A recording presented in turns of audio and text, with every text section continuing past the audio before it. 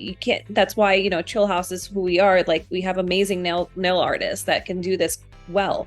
Sometimes you don't get that everywhere you go. And it like hit me that that is our thing. Press-ons, like, how can we recreate our experience in our salon in anyone's home? And that was the way we were going to do it, as when it came to nails, at least. Welcome back to Fearless Narrative, a show that's all about the incredible stories of women who are changing the game, breaking the rules, and pushing through the boundaries to face their fears head on, because they are fearless entrepreneurs and creatives, and we love to see it. I am your host, Courtlyn Jones, and on our show, we go into a deep dive into captivating storytelling and engaging conversations with these incredible women as they share how they are pursuing their passions and shattering glass ceilings along the way. We love that so much. It's so inspiring and so empowering to share these stories with you. And hopefully it will empower you to embrace your own fearless path. Our show is all about feeling the fear and doing it anyway, as well as women supporting women. We love that. We need more of that always. So before we get started, don't forget to hit the button to subscribe to our show. We also would love a nice 5-star review at the end. Without further ado, let's go into a new episode right now. Enjoy the show. Hello, and welcome back to Fearless Narratives. I am your host, Courtlyn Jones, and today we are diving into the extraordinary journey of Cyndi Ramirez-Fulton, the visionary founder and CEO of Chillhouse. A decade ago, faced with a pivotal fork in the road, Cyndi chose a path less traveled, venturing into the world of entrepreneurship after leaving her first corporate job. Her unique trajectory led her through the early days of influencer marketing, co-founding an influential agency, and becoming a partner in ventures like the Garret in West Village. In our conversation, Cyndi shares the turning points that shaped her fearless path. From navigating the uncharted waters of early influencer marketing to finding inspiration for Chillhouse, a haven for self-care and community. Her journey is a testament to the fusion of entrepreneurship, wellness, and creativity. Hi, Cyndi. How are you? Hi, Courtlyn. I'm great. Thank you for having me. My pleasure. I'm excited to know about your journey. So can you tell us about Chillhouse and how you had it built from the ground up, and take us through what led you to build this establishment in the heart of New York City? Yeah, let's take it back to 2017. So yeah, we opened up Chillhouse back in 2017 in the Lower East Side of Manhattan as a kind of cafe meets nail salon meets massage boutique. And it was this really interesting concept that no one had ever really seen before, having this sort of trifecta of self-care happening within one roof in a really tiny space in the Lower East Side, with a brand new sort of like fresh brand appeal, with an interesting voice. So the goal was really to become an affordable and attainable destination for self-care. And the way I approached it was, the reason I chose those 3 services was kind of, a lot of it was inspired by massage and just my love for massage, and finding that I couldn't find a great place that resonated with me and like I frequented. So I wanted to definitely create a place that I can go get massages regularly and not feel this like guilt trip because of the price point. And then I thought about the other kind of rituals that we as women have within our beauty practice, and nail was the first thing that came to mind, and how I have always loved getting my nails done weekly, bi-monthly, regularly enough that I was like, I want to create I want like another part of this space to have, a place where women can congregate, or people can congregate to get their nails done regularly, and also express themselves through nail art. So that's why we've always had nail art, and we've been very well known for it. And the cafe was, in my hospitality background, I always felt like relaxation really starts with like a drink in your hand.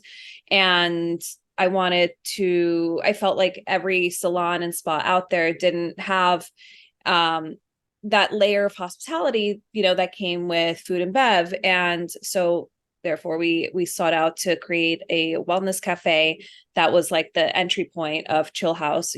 come in, get a matcha latte and sit down, work or read a book. Like it was really cool to see how people interacted with that space and therefore interacted with Chillhouse.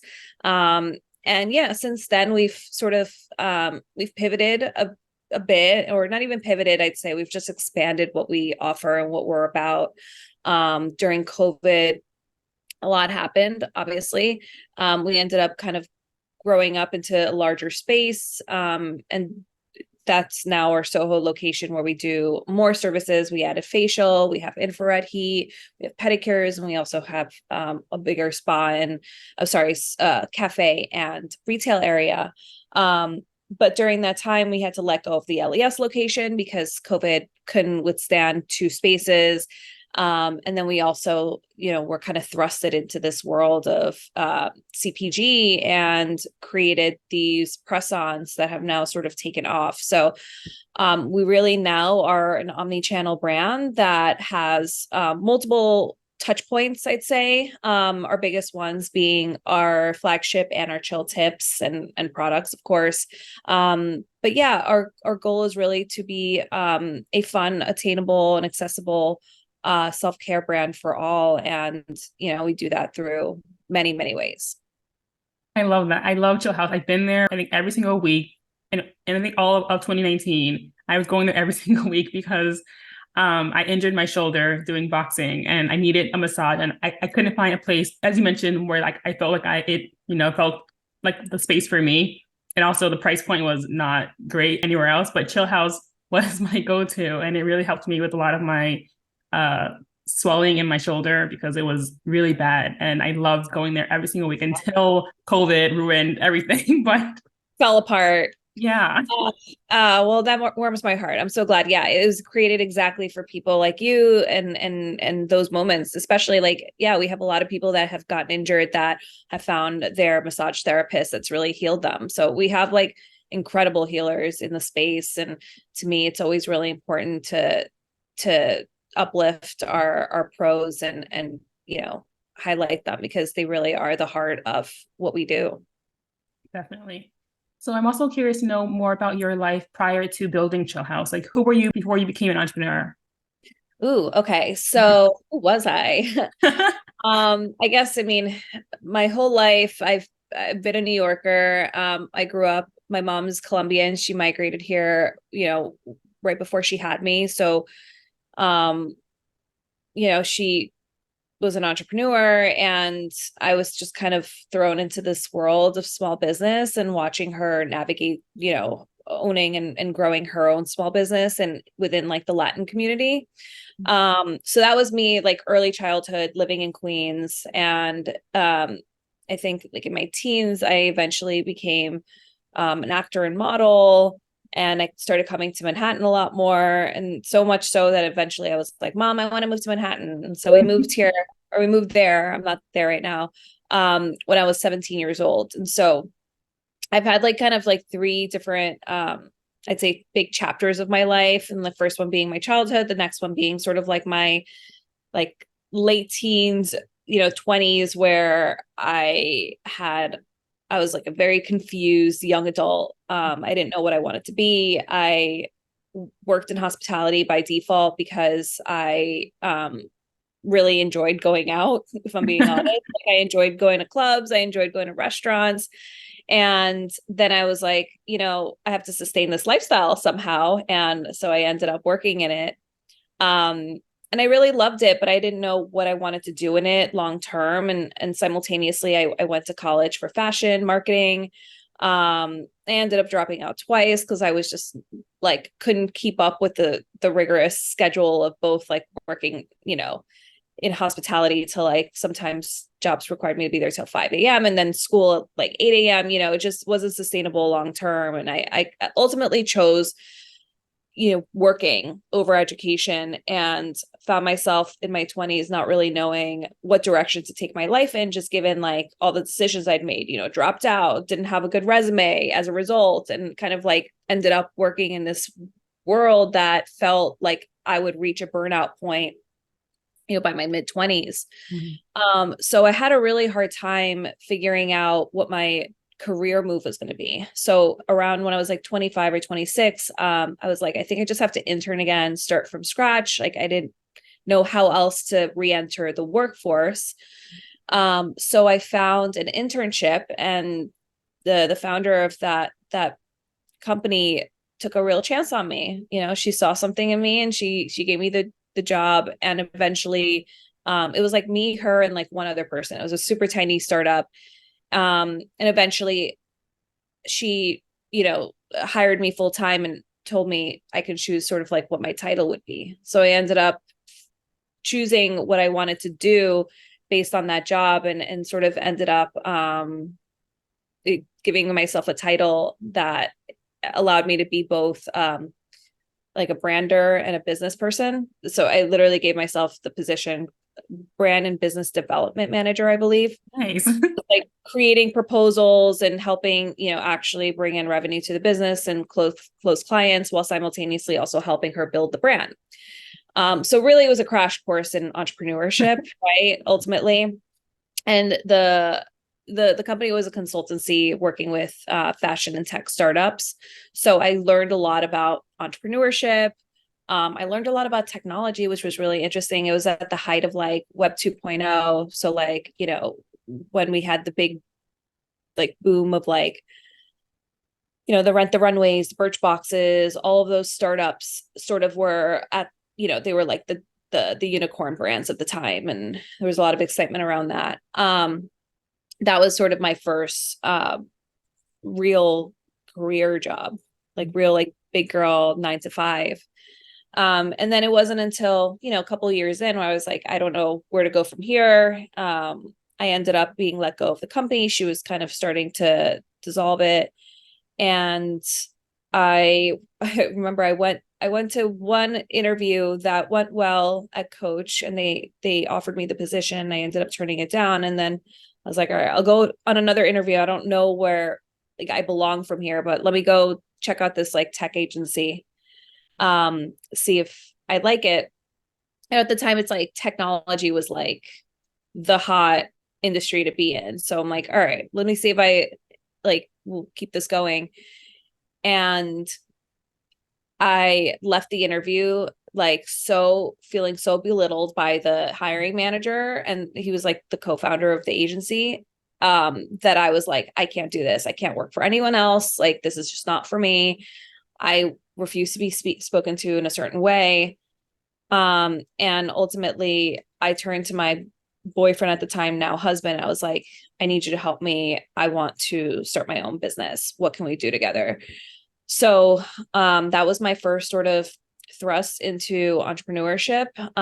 So since before Chillhouse, I had like 3 small businesses. I had like a little small beauty brand at one point. I had an agency at one point. I had like what I'd like to call now like an influencer marketing agency, even though it was like Instagram had just kind of launched, or like was like 2 years in or something. So it was super early. It wasn't even about social that much at a point. It was more like it was cool in the room kind of thing. Yeah. And then the third thing was Taste of Style, which was like kind of what people may, if they've been following along, have known me for. It was an editorial site where I got to meet some really cool people, interview them, and do a lot of this, just like content and uplifting women and hearing their stories. So that was fun. And I really, really loved that. And then, yeah, I was like, I miss the in-person experience so much. Like I miss like hospitality and being with people. So that's sort of, it all kind of, Chillhouse kind of came to be as a result of like all these little nuggets of my background and what I really, really wanted. That's incredible. And I love, well, I resonate with you when you said that corporate wasn't for you anymore because he was talking to you in a way that you didn't want to be talked to anymore. So I had that happen to me with my my last boss before I quit into being an entrepreneur myself. And he was a nice man, I guess, but he had the same kind of, I think, energy. I think maybe he had the same kind of energy or similar energy where he talked down to me where I couldn't be there anymore and I had to quit. So I ended up having to leave a job abruptly with no plan. And then that's really how I got into entrepreneurship too, because I couldn't do it anymore. So I understand how you feel. I We'll feel never you. we'll never forget those moments because they shaped us, they Mhm. really are. Like, as much as you want to hate on those moments, like, you sometimes need them in order to really make these like, you fork in the road decisions. Mhm. And that was one of my fork in the road moments for sure. Definitely. So beyond being a spa, Chillhouse has evolved into a multifaceted self-care brand. Can you tell us more about your vision and how do you continue to innovate within the wellness industry? Yeah, that's a great question. For us, I've always sort of been the type of entrepreneur that goes with my gut and does things from an authentic lens and wants to really round out the vision of Chill House from its origin story. And so, when we had our products, when we talked about what would be our first product, and it was such a long conversation and it took me a really long time to get there, it was because I didn't really know what I would bring to the table that hadn't been done before, or what would really kind of connect with the origin story, connect with the actual physical aspect of Chill House. Obviously, Chill Tips made a lot of sense because my whole thing with nail was like, I started seeing so many people recreating our designs at nail salons in different locations where, wherever they were in the country, and like at their local salon. And a lot of times it wasn't coming out that great. They were like tagging us and I was like, wait, this isn't our artwork. Like, I appreciate that, but sometimes the level of talent that you get in certain places, like, you can't. That's why Chill House is who we are. Like, we have amazing nail artists that can do this well. Sometimes you don't get that everywhere you go. And it like hit me that that is our thing. Press-ons, like, how can we recreate our experience in our salon in anyone's home? And that was the way we were going to do it, as when it came to nails, at least. So, kind of keeping up with that thesis, what do we do with other categories? So body, as you used to come with us for massage. How can we recreate a spa, like a body like experience in someone's home? So coming up with products that, to me, have a connection with a body treatment at like some of your favorite spas, even if it's not Chill House, right? So like Alt Milk is one of our body treatments that we came out with this year. That's, to me, it's kind of like this moisturizing milk bath. And like that, anytime I'm like at traveling and like I go to like a really beautiful, luxurious spa, I always seek out some like, body treatment outside of just a massage. So like, what are those sort of moments where we can kind of bring people outside of their homes and kind of transport them into like a spa like environment via one product? So that's what we sought out to do with our body line. Now, what are we doing in the future? I think it's learning what has been working and learning what maybe hasn't, and applying or not applying, but really doubling down our efforts on the things that we know do really well for us, and like our customers really drawn to and is responding to. So we fully intend on continuing to grow our nail category and our body category, but like with some, not modifications, but just taking some of the learnings from the successes and some of the misses, and applying them into our innovation. So you'll see some, like, I wouldn't say necessarily a crossover between both categories necessarily, but you're going to see some similarities in how we approach innovation with body based on our success with Chill Tips. And like, our goal now is really to be the brand that really celebrates self-expression, not just self-care. Or like, I guess the tagline now is self-expression via self-care. So how do you express who you are through these moments and, kind of brighten your world via our products? And that's the goal, just like to bring joy through our products a lot more. I saw your recent collaboration, I think, with Otterbox that just came out. So pretty. So I'm also curious to know, like, how are you finding your nail artists? Nail artists or well, so we have well, we have our nail artists at like the store, but we have like our graphic designers that do our and a lot of times they are inspired by designs that we've had in the store before, or have created something for season or a specific holiday, and then we've recreated them for chill tips. But like our collaborations are all a lot of them are inbound, which is really interesting. And we have a lot of fun creating designs inspired by their products, and really collaborating that way. We just did something with vitamin water, which is really bright and funky and fruity. So yeah, I love partnerships because it allows us to really kind of expand our creative vision a little bit more, like really like branch out the artistry, and not just have it look like super super chill house, but like still infusing our brand identity, of course, in everything we do, because we can't help it. But it pushes us into like new color palettes or like new shapes that we maybe would be like, that's so extreme, like we wouldn't just put that out for no reason. So it's been really fun to collaborate and being able to like just do more interesting stuff. That's so fun. Okay, so the inclusion of affordability in the chill house ethos is a standout aspect. How important is wellness, and how do you balance it with maintaining the brand aspirational quality? Yeah, I'd say the way we're able to maintain an aspirational quality to the brand while also being affordable is just our creative. Everything from the photo shoots to how how everything kind of comes together, like the nail shapes, I think is really important. Like taking a really refined approach to our product making in general, I think is really important. Like high quality packaging, high quality design, high quality products, even if they are affordable, like never compromise quality for affordability. That's the absolute standard of Chill House. And that's the biggest thing. I've had to go back to a lot of my manufacturers and developers and say, hey, like I need you to work with me, I need you to come down in price, because I need to reach these price points while also maintaining the quality. Like I can't sacrifice one for the other.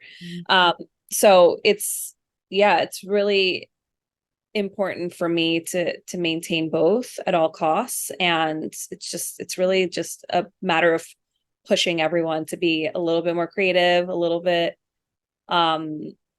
and yeah, creative on all fronts, I'd say. Amazing. So your journey has earned you recognition on various platforms such as Create and Cultivate to Forbes.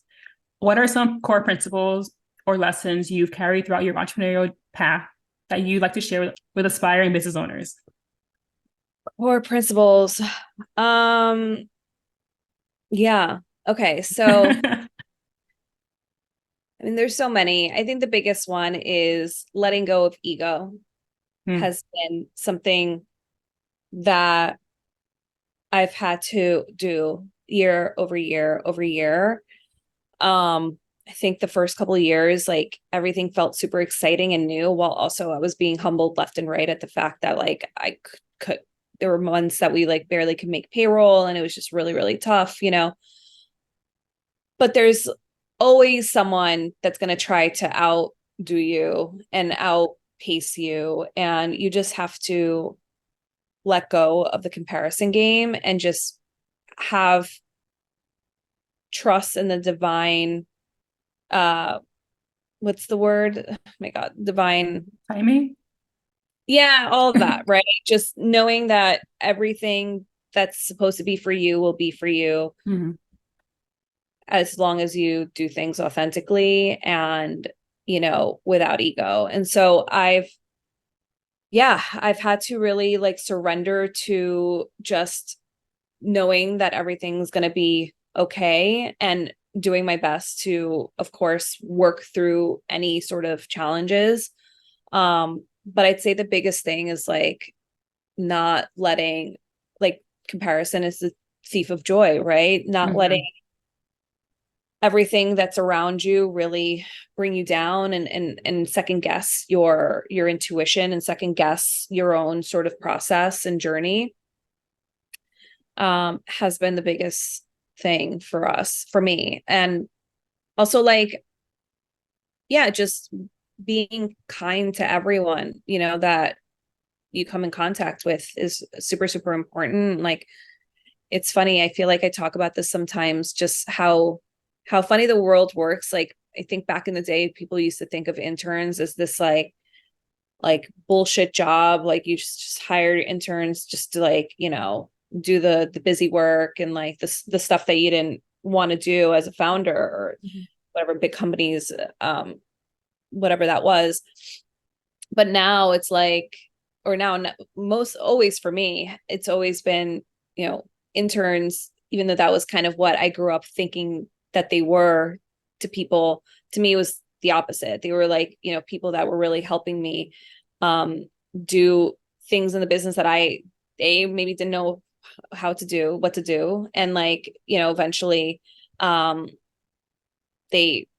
ended up hiring people that were like just super, super smart and capable and talented. And like, I knew once I set them free or they set themselves free, whatever it was, that they would move on to doing really cool things. So many of my former interns have now kind of come back and have offered us opportunities, and, we're collaborating with them on like cool things, or it's full circle. And like, you just have to keep that in mind.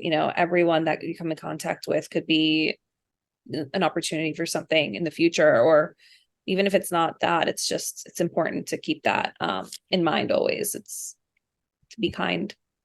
That's great advice. I had always gone out of my way to be nice to all my interns when I was in corporate, because they're younger, but also as an intern myself before when I started, I know how it can be not always the best feeling to be like the lowest on the totem pole. So I always make sure they felt included in what I was doing, or like felt like they were getting a real value out of the internship and learning a lot, because they are going to do amazing things as they get older. So having a good mentor to help them, guide them, is going to be really crucial. So it's always nice to be kind to them, but also to help them really to grow as they are still forming in their younger years. Absolutely. Yeah. Creating and leading a brand often comes with challenges. Can you share a challenge you face as a leader and how it influenced your approach to business and life in general? Yeah. I mean, I've had so many challenges with Chillhouse. I always like to say it's been like the least chill business of all time, on the back, in the background, for me at least. I hope not for anyone else, but definitely for my husband. We always like to joke, like, what did we get ourselves into? It's, I think the thing that entrepreneurs may not realize is that even though we have one big company, but there are so many projects within that company happening all the time, right? It could be, you're opening up a store, or you're launching a product, and, the next day you're doing a partnership, or et cetera, or you want to do, this thing, whatever it is. There are usually multiple projects happening at once sometimes. And that's especially true for Chillhouse. And I think, my biggest takeaway is that at the end of the day, the most important thing for the company is to have a company. And and sometimes you get so wrapped up in specific projects, really pushing your agenda forward because you're so obsessed with this concept, this idea that like everyone's going to love, and everything is going to, you're putting in all your energy into that, and all your, your resources, and then it flops. And then you're like, no, but I have to keep pushing, I have to keep pushing. And I think there's this like, idea that we're kind of like brainwashed that you just have to keep pushing through, even if it's something that doesn't appear to be working. And I know sometimes it's hard, because there are times that people like, they're like, no one believed in this, and then out of nowhere it happens. Yeah. So there's like an interesting fine line between knowing when to walk away from something and knowing when to keep pushing. And I've learned how to have to make those distinctions now with Chillhouse. And I've had to walk away from things that, ended up costing us a lot of money, that ended up maybe not driving anything forward for the business as a whole. It was just like a complete money pit and didn't really, push us any further than we are now. And so learning, I guess, how to walk away from those moments and realizing that at the end of the day, the most important thing is making sure that you're not bulldozing the rest of the business for your own, egotistical agenda of like wanting to make something happen that's just not resonating or is just not logistically working out.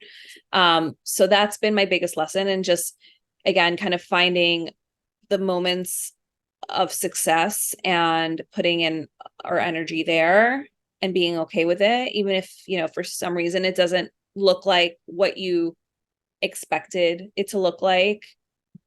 It's working for a reason, right? And at the end of the day, I have an obligation to my team, my family, making sure that we have a successful business to to grow off of, and that's the most important thing.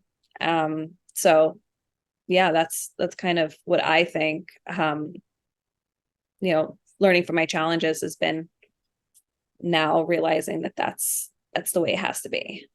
Yeah, definitely. And I do agree. There is time to know when to keep pushing, when to quit, and when to pivot. Pivoting is also really important, which I think can be hard to balance, whether to pivot or to just quit altogether. And I've learned myself that I had to pivot at least 5 times in my company because things are always changing, but I'm still pushing through. And I haven't been pivoting and quitting, right? Yeah, but it's a learning process for all of us, I feel. Totally. We're never done. We're never done. We're never at the finish line. So exactly. Okay, so aside from your company, let's talk about self-care. What are some of your personal self-care rituals that help you recharge and maintain balance in your own life? Yeah. So I just had a baby about 9 weeks ago, not even. Oh my God, I didn't know that. So congratulations. It's a little different for me these days. Thank you. But at the core of it, I always say you have to figure out how to work it within your daily routine. And like, luckily as women, we already have beauty at our disposal. We have the process of getting ready every day. And so how do you elevate that in a way that it sends signals to your brain that you're doing something nice, kind for yourself, right? Like this is your moment. And so for me, it's always like spending an extra 5 minutes in the shower and like doing my exfoliation routine with Under the Sea, which is our product, or it could be doing my gua sha routine for that extra 2 minutes and like being okay that the baby's, with my husband and like not, rushing right through it so much. So that's how I incorporate it every day, I'd say. But I think one of the biggest hacks to maintaining a good self-care practice is really just scheduling it in. A lot of people we're like, we really are tied to our calendars so much. And so we obviously, having a process for scheduling in whatever it is that you think you need, whether that's a massage or, that Pilates, like, bi-weekly Pilates sessions, whatever it is that you think it is, whether it's movement or, going to get a treatment of sorts, or maybe you could just be like running or meditating, wherever at the park. I think scheduling it in is really important because it forces you to look at it and like, then in a way you kind of feel bad about it if you don't end up doing it. Right. So that is probably my biggest hack. If I don't schedule it, it probably doesn't happen. And then other times, yeah, it's just about finding those little nuggets of self-care that I incorporate into my daily getting ready routine, or my God, we're so like TikTok program now. Right. Or or like nighttime routine, the unwinding process. Got it. Love it. Okay. Collaboration has been a huge part of your brand's story. I've already mentioned the outer box and we've already mentioned the one with Vitamin water. Vitamin water. Vitamin water. Thank you. Can you share a collaboration or partnership that has left the lasting impact on Chillhouse? I feel like we've had so many, but I'll name a couple. The first one was with Nike. I think when we first opened, Chill House was so well received, and we had so much inbound interest from brands wanting to do events and collaborations at the store. But that one, I just remember it feeling so important. I mean, it was Nike. It was our first time going off site. So we were doing, I think we were doing nails at like their Soho location, but then they were also driving people to our store for an event. Like we did it like a big like takeover event on the weekend where like consumers were able to come in. It wasn't just like an influencer event. So that was really cool. And they featured me in a campaign of theirs. That was the first time it felt like a very 360 partnership where I was being recognized by a brand for my business. And I just remember after this like event that we hosted on a Saturday, I left to go get brunch with my husband, and I immediately started crying. I was like, oh my God, like if Nike wants to work with us, we must be onto something. And you build things not really knowing how people are going to take them. And obviously like it was an exciting time for us, but at the same time it was very stressful. Yeah. And so having a brand like that say, hey, we're going to give you a significant amount of money to do something creative with us, and so that we can highlight you and uplift you, like that was really, really cool. And I'll just never forget that moment. And I think it really set the tone for future partnerships and what we were capable of for years to come. And so partnerships have always been a little bit of like the backbone of our business. Any given year, we have multiple partnerships going on, whether they're 360 or just like store takeovers. And, they help kind of keep us creative. So that was the first one that I feel like really like, moved me. Mm-hmm. And then one of the more recent ones that I thought was really cool. So when we launched Press-Ons, that was kind of this like new layer of like unlocking partnership opportunities for brands. So we worked with Chobani on our first ever Chill Tips collab. That was really cool. But then maybe like several months later, we collaborated with Sonos. It was a similar sort of 360 partnership. But what I loved about that was that it was to highlight their new mini speakers that came in 3 different colors. So we created one box of Chill Tips, one style that incorporated all 3 colors. But we also had all the speakers in our rooms and all the different in our like massage rooms, and all the different speakers had different moods. So like the red one was, I think, inspired by I think it was inspired by like the desert. So mm-hmm. like Dona, that those kind of vibes. And then the blue one was inspired by water, and the green one was inspired by, kind of nature and mm-hmm. and like obviously more of like a mountain sort of terrains. And so all of those different kind of scenes, like nature scenes, also inspired me to create different playlists for all 3. Amazing. And so we had like different, it was very sensoric. I don't know if that's the right word. But yeah, that was fun for me because I love music, and any opportunity for me to create playlists, I'm like, give it to me. So anything that has like a music element, an audio element, that was really fun for me. So yeah, I remember that one felt very memorable. It's amazing. So exciting. Okay, so the industry for wellness is ever evolving. What trends or changes do you foresee in the self-care and wellness space, and how is Chillhouse adapting to these shifts?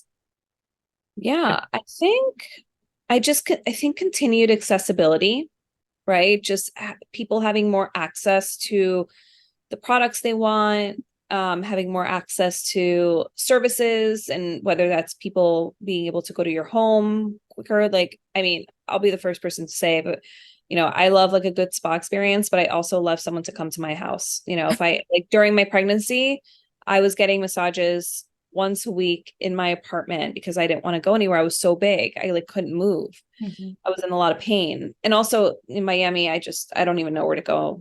Like New York is a different thing. Like I know my way around. Yeah. But here I was like, I just want someone to come to me. So I just think increased accessibility in general, whether that's price point accessibility, convenience, getting things straight to your door, like that's going to continue to be super important.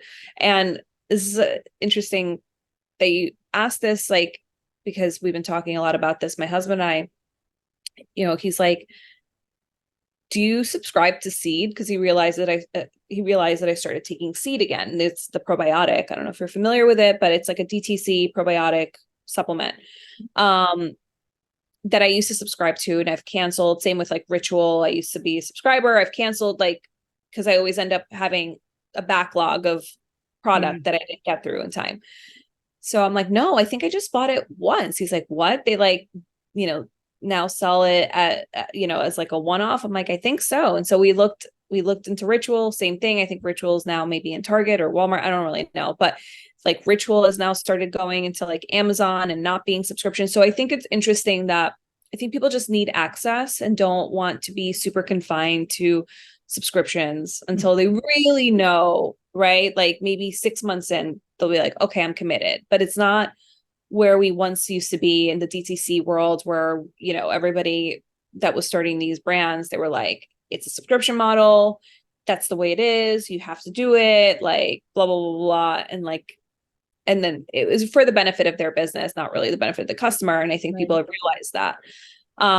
So we're going to see people moving away from that. I think every brand has to be in Amazon now. Like we're launching Amazon next year. It's like, if you don't, you're going to be cut. It's unfortunate, but it's just, again, I think it's the nature of access and what consumers need at this time. And if they're loyal to a brand, like they'll still want to get it on Amazon just because it's easy. So we'll see a lot more of that. And we're adapting, based on just what I just said. We're going to be in Amazon early next year, and continue to think about retail in that capacity too. Like for me, it's not just about being in mass retail, although of course that's how we'll get bigger. But it's really important for us to also be an indie and, small lifestyle boutiques and mom and pop shops. So, one of our team members is solely dedicated to that part of the business. And we do trade shows, and we like to, Small Business Saturday, we're going to be highlighting all the, like, our top 10 like boutiques that we're in, because we definitely don't do that enough. But, we are in like so many boutiques, which is really cool. And like, to us, I mean, if we ever didn't take care of our small businesses, I would be really sad from a society standpoint if we didn't do that. So I think it's important to keep both at the forefront of what you do, as a business owner, at least for me and my business. So yeah, we it's like we're prioritizing like the mass and like the indie, if that makes sense. Love that. You're making waves in the wellness industry and beyond. What is next for Chillhouse, and what legacy would you like to leave, both for your brand and in terms of inspiring women to prioritize self-care and relaxation in their lives? What's next for us is to continue creating, quality experiences and products that give people the, opportunity to prioritize themselves, I'd say, and do it in a way that it feels fun and exciting, and inspires them to do it more and more. And so I'd say we're doing that obviously through product. I want to do more experience, whether that's, opening up another location in the nearish future, or bringing maybe like Chillhouse on a tour of sorts. I don't know. We'll see. I've been talking about that for a while. But we have a lot on the product front that we definitely need to prioritize just to make sure that we're in a good place as far as like where we sit in the market, right? So that is 2024 is just definitely like making sure we're in like a really exciting place of growth. And where do I want to leave? What do I want to leave impact wise? I'd say the biggest thing that I want people to kind of remember me and Chillhouse by is just that we made them feel good in a really fun way, if that makes sense. Like it wasn't like a, a chore to, go get your nails done or go get a massage or, do your tips. It was like, no, I look forward to this. I'm actually like looking forward to this moment for myself. And I'm not dreading it because it's going to be expensive. And I'm not dreading it because it's like another thing to check off my to-do list. No, it's like, actually, you've made it exciting for me. You've made it just fun and accessible. So I think that's what I want people to leave, feeling with Chillhouse, whether that's the in-person experience or, coming in contact with our products. I love that. I'm really excited to go back to Chillhouse because I haven't been since 2019 because I've just, gosh. yeah, but I have to go back because my back is now hurting me too from all my exercises. So I need to go back to my go-to Chillhouse to get my massage because it's been too long. Yes. So bonus question. Okay. Can you tell us about the last time that you felt fearless, a time when you were afraid, but you did it anyway? And then how did it come out? Oh my God, having my baby. I'd say that was, we don't give moms enough credit. Like it's really scary. The first time around it was scary because I obviously didn't know what to expect when it came to being in the delivery room. So there's always that and the unknown. But this time it was almost even scarier because I knew what to expect because I was getting a C-section and it was a scheduled C-section. And I was like, obviously I knew what the first time, what that experience was like. And the second time I was like, I knew I was not going to look forward to the pain and, the recovery of it all. But I did it anyway. And I just remember being on the table while I was getting anesthesia. My biggest worry was actually like the anesthesia process because the first time around when I had gotten an epidural, I went into full shakes mode and no one told me that was a side effect. It's just like your nerves and like this, like, drug, and you're just like, you're cold from the hospitals are always freezing. So all those nerves, everything, just you end up kind of like erupting sometimes, not everyone. I think it's like 50% of women or something go through it, but you end up kind of like erupting in these shakes. And I was really worried that would happen to me a lot the second time around. So once I started to feel them coming on a little bit, I was able to breathe through it. I wasn't as scared.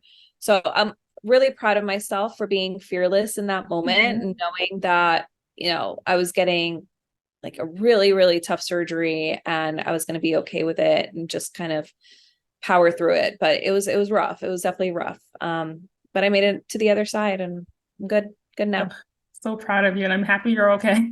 I can't even imagine how scary that is. Yeah.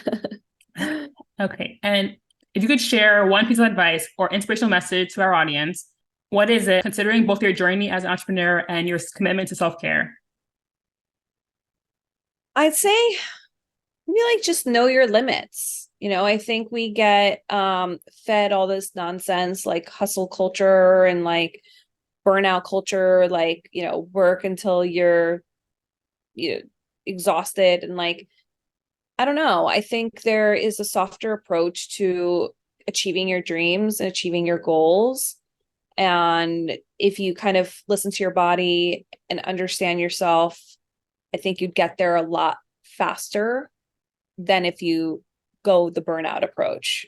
So, I think understanding your limits and like really being attuned to who you are, again, kind of putting blinders on, don't get super weighed down by the competition or your competitors, and really listen to yourself and know what ultimately makes you happy and go in that direction because, you're the one that has to do it. So you have to be happy in the day to day. Well said, because I am definitely on the burnout side all the time. And it is not good for anyone. No. And lastly, how can our audience find you? Just my Instagram at Cyndi Ramirez, Cyndi Ramirez, and at Chillhouse. Really easy. Thank you for joining me today, Cyndi. You have been amazing, and your story has been truly inspiring. Awesome. No, thank you so much for letting me share it, Courtlyn. We'll My have to see you at Chillhouse soon. Yes, we'll be there. Awesome. Bye. Bye. And that is a wrap. Fearless Narratives airs every Monday, Wednesdays, and Friday. Thank you for joining us today. You have been an amazing audience, and we really love your support. So we also would love for you to give us a nice 5-star review. And until next time, stay fearless.